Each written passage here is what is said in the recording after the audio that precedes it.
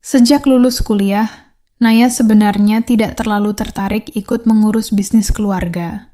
Ayahnya memiliki perusahaan distribusi bahan bangunan yang cukup besar di kota itu. Karyawan berjumlah puluhan orang dan gudang luas berdiri di pinggir kota. Setelah ibunya mulai sering meminta agar Naya belajar mengenal bisnis keluarga, dia akhirnya mau bekerja di sana. Bukan sebagai direktur. Bukan pula sebagai anak pemilik perusahaan. Naya justru meminta ayahnya menempatkannya sebagai staf biasa. Dia ingin merasakan bagaimana rasanya bekerja tanpa perlakuan khusus. Disitulah dia mengenal Dimas. Dimas adalah salah satu karyawan bagian gudang dan pengiriman.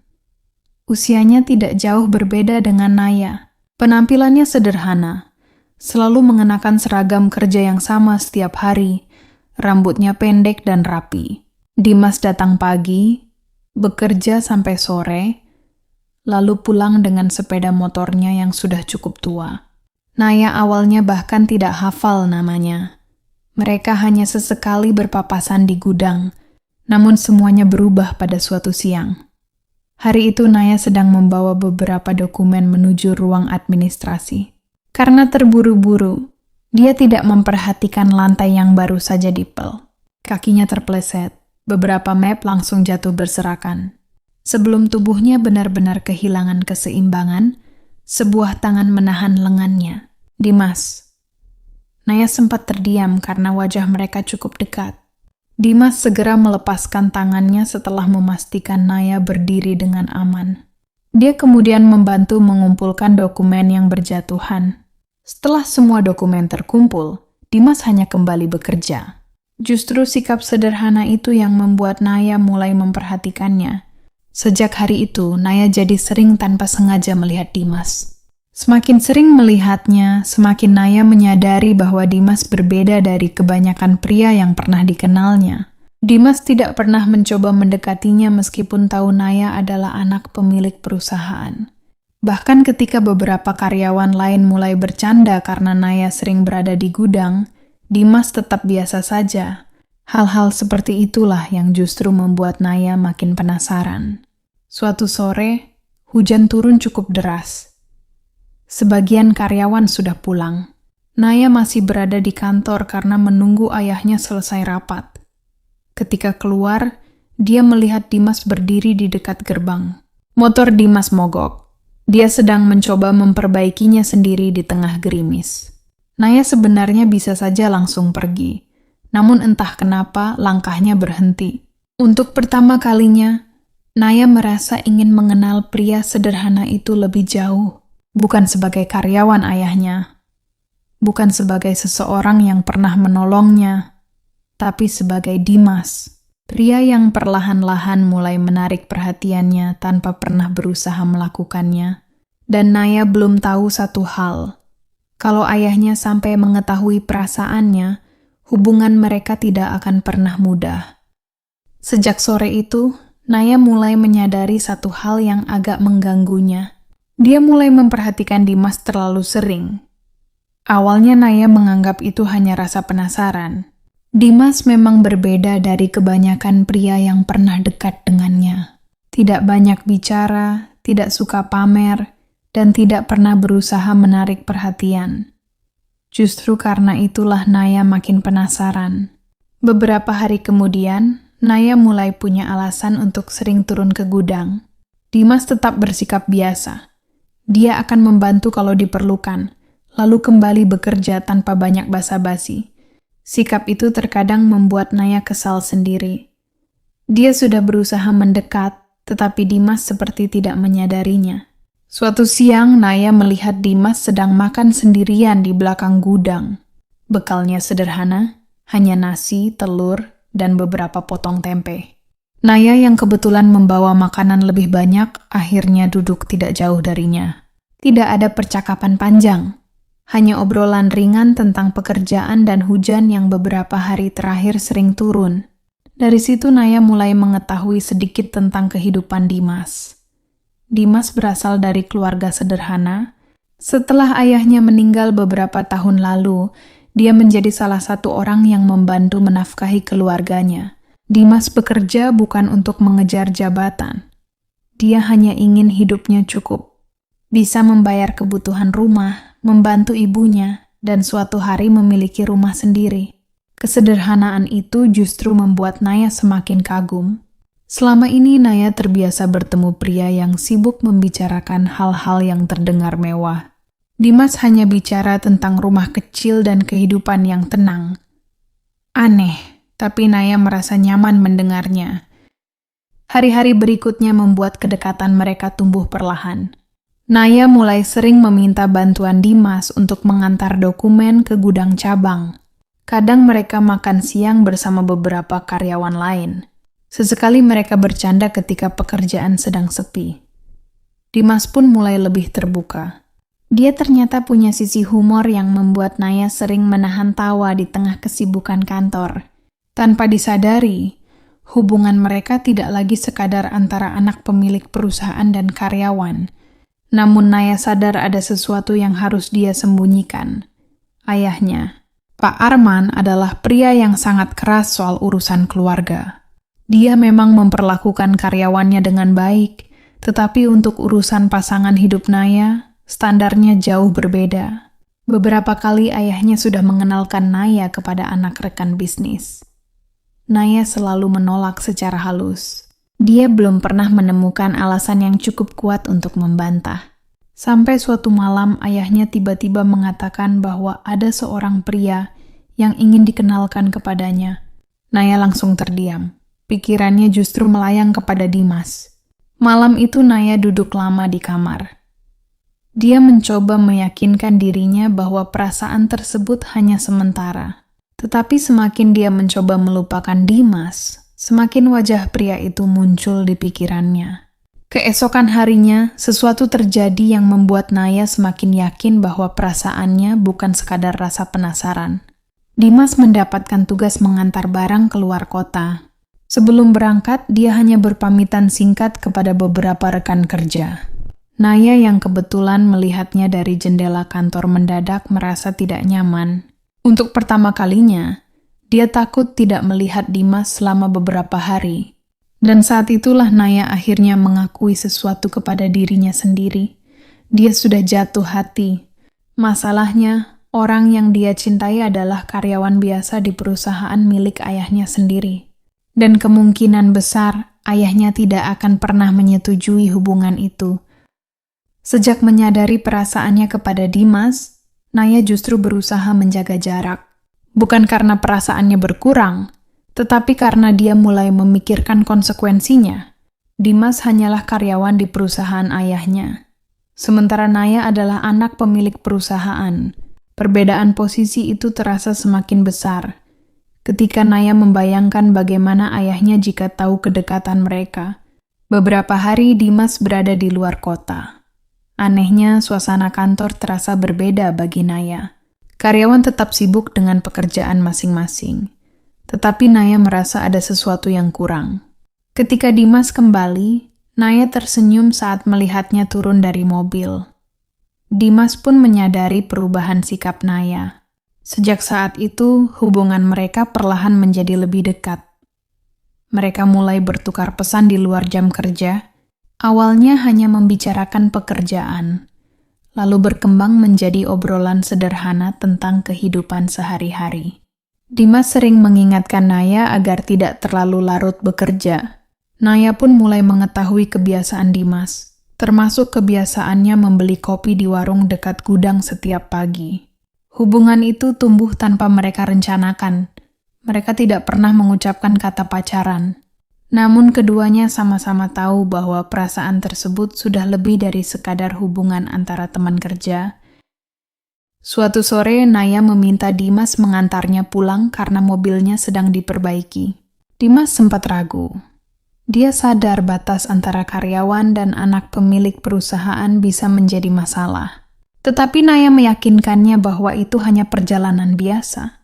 Di atas motor tua Dimas, Naya justru merasa lebih nyaman dibanding ketika berada di dalam mobil mewah miliknya. Mereka melewati jalanan kota yang mulai ramai oleh kendaraan pulang kerja.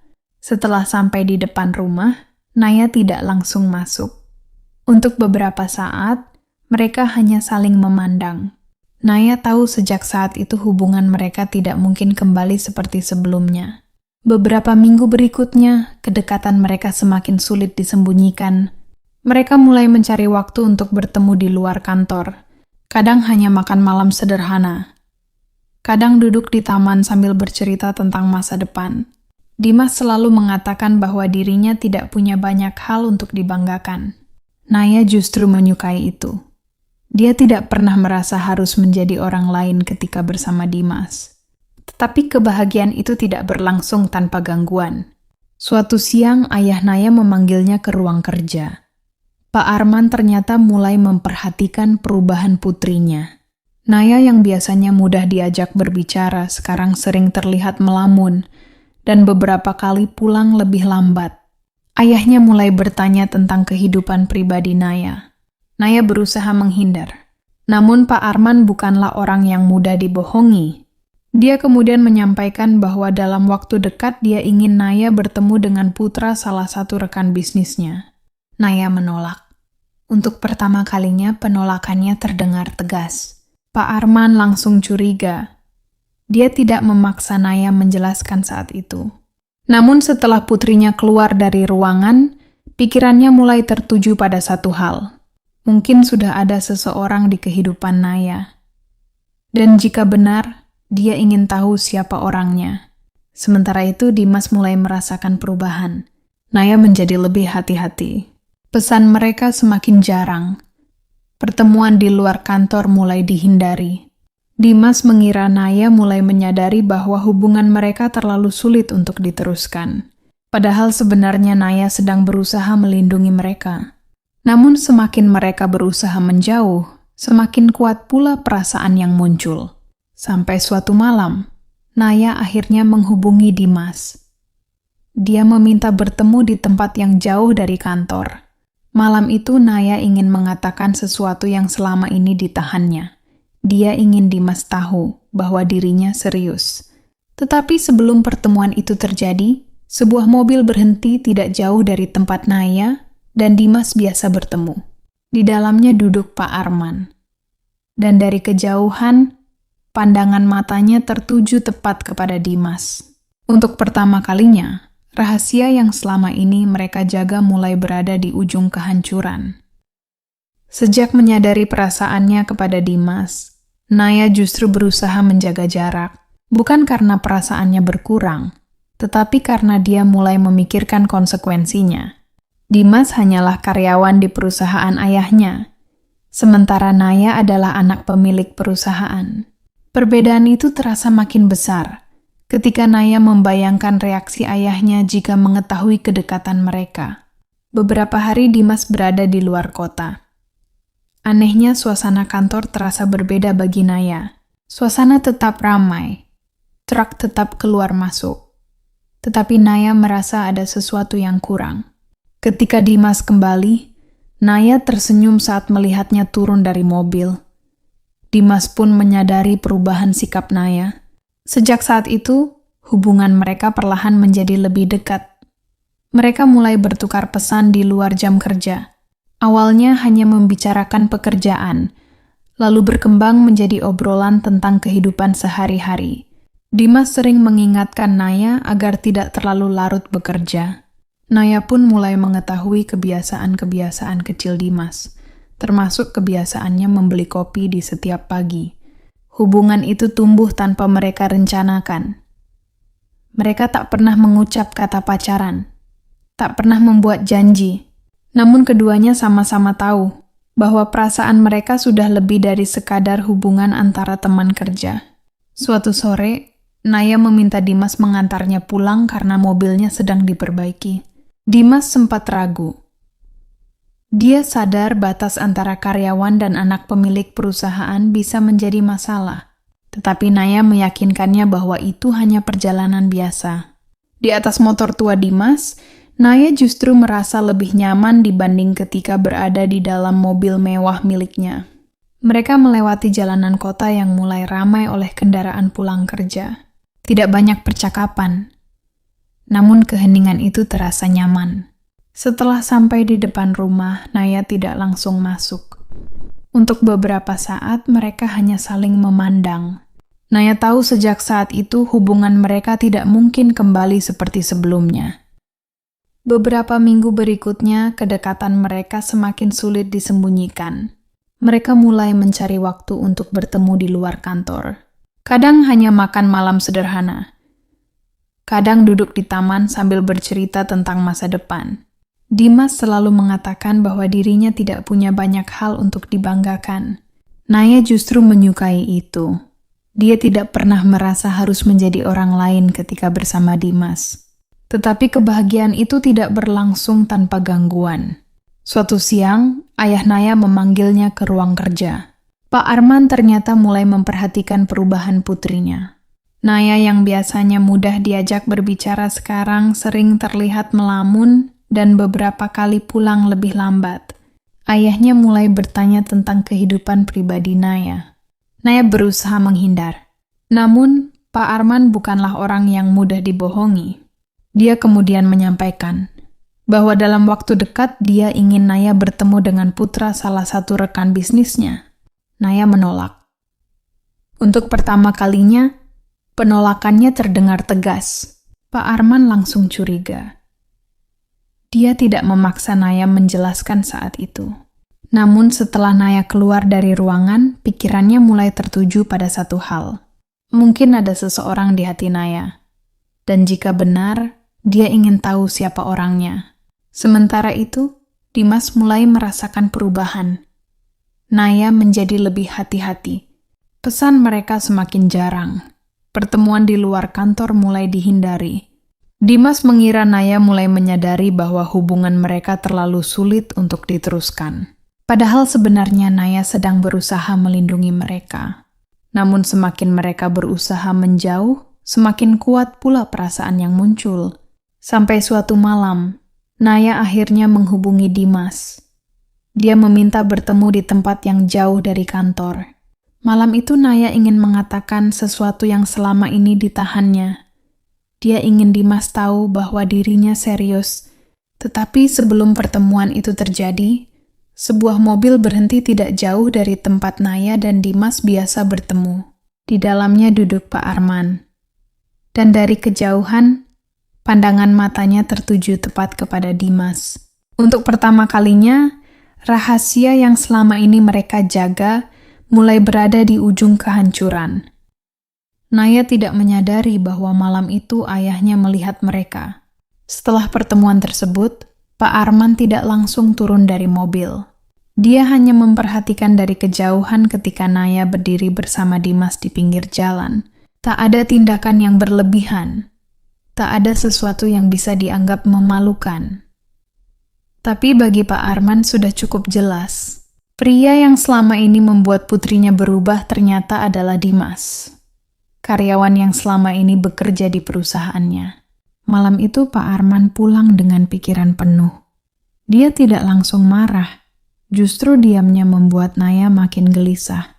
Keesokan paginya, Pak Arman memanggil Dimas ke ruangannya.